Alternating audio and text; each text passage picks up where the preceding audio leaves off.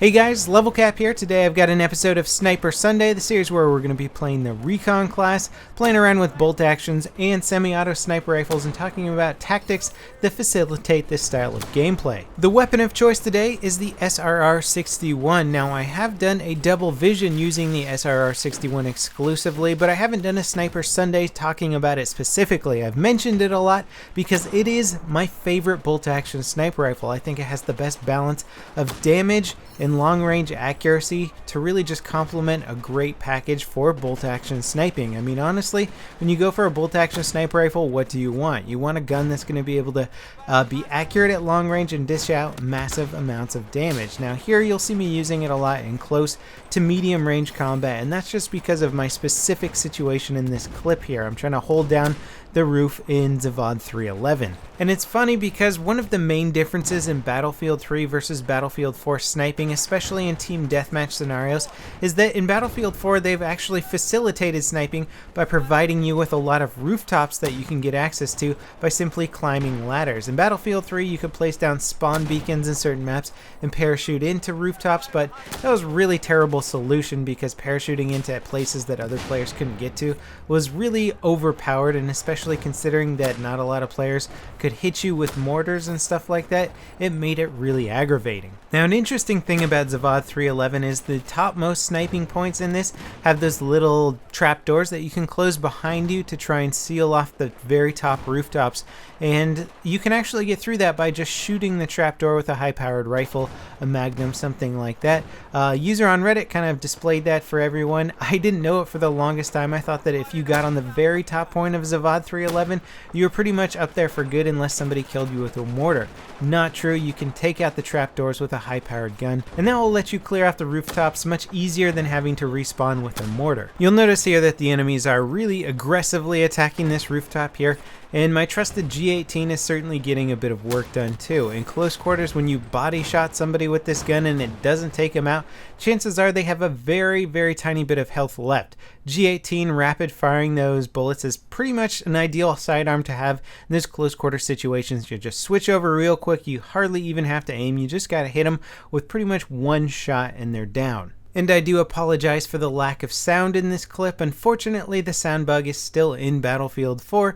This is very common if you're playing TDM or Domination. Often the first round that you play doesn't have any sound in it, and that's really bad, especially when you're playing on really high ticket count servers. Now, these first two clips I am being a bit of a rooftop camper, and it certainly is an effective tactic. If you can't get on the roof, often you can snipe the snipers that are on the roof already, so they become easier targets, and you'll see that a lot of my sniping battles here are with actually other snipers on the ground. And I've stressed it in other videos, and I'll stress it again, you know, playing on the roof, camping on the roof with a bolt-action sniper rifle, it simply is a good tactic. Whether or not it's an honorable tactic is up to you guys to decide, but for bolt-action sniping, it doesn't really make a lot of sense to try and engage people up close and personal.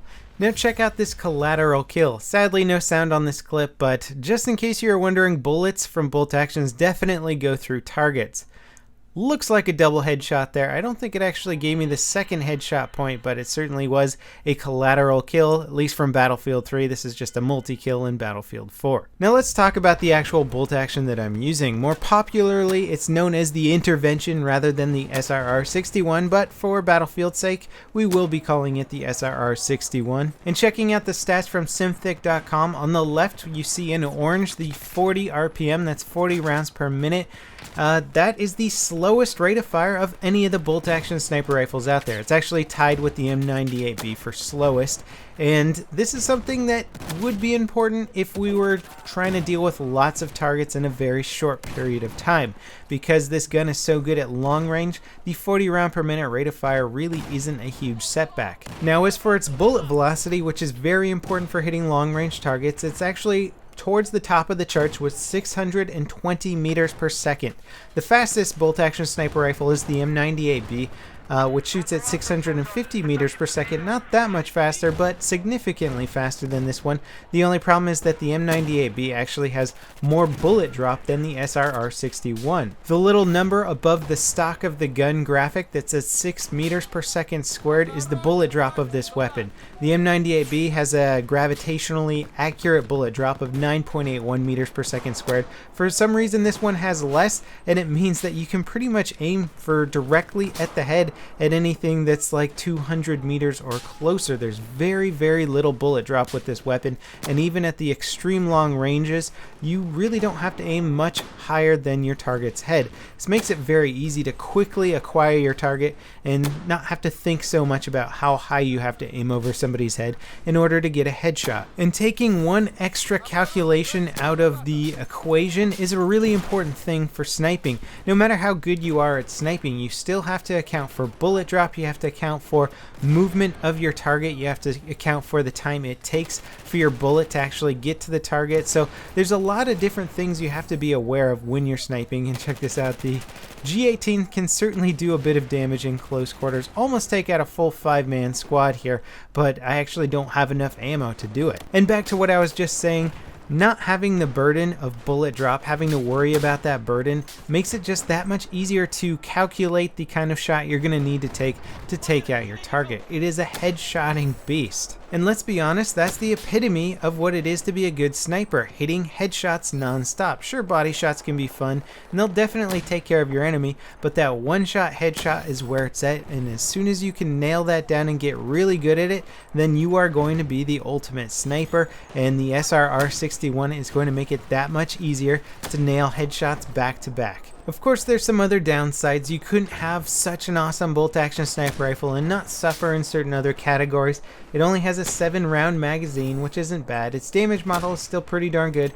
Its short reload time is 3 seconds. Its long reload is 4.8 seconds. Certainly towards the higher end of the spectrum, but not atrocious. And as long as you are keeping your distance from your targets and being aware of your ammo count, you will do very well with this weapon. I will admit there were a few moments where I just ran out of bullets in my magazine, had the perfect shot lined up, and didn't have anything left over to take the shot. So just be more mindful because your magazine isn't quite as big as some of the other bolt actions. Now as for my loadout with this sniper rifle, I was running with some C4 and a tugs. Basically I decided that I wasn't in the mood to use spawn beacons and just purely rooftop camp all day. If I was, then I would definitely run with a spawn beacon, but I was having a bit of fun chucking down C4 on people here and there, and the tugs is a great way to just figure out if people are in your near vicinity.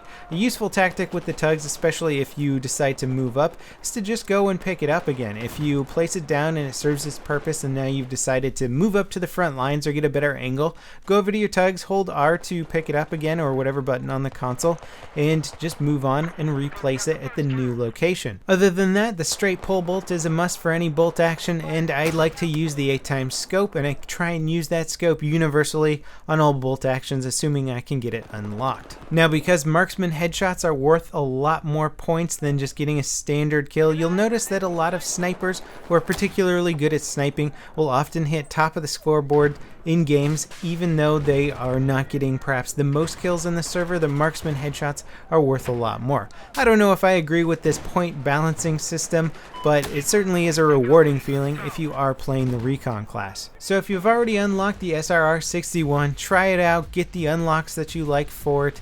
It's very hard to recommend other bolt-action sniper rifles. This one is just so good and so awesome at getting headshots.